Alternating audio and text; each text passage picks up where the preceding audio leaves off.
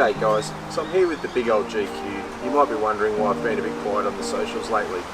Well, truth is, went away for a camping trip, Queen's birthday long weekend, and the transmission gave way.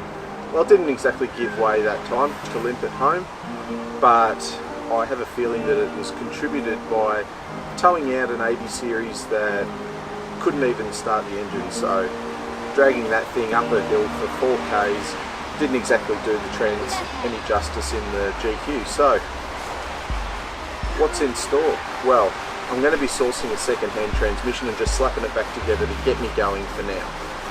In the meantime, that transmission's coming out, it's going to be getting rebuilt, and I'm going to be going with Barra. So that's where it's at. That's why it's a bit quiet at the moment on the Instagram and YouTube, but it's going to be going back together. It's going to be awesome.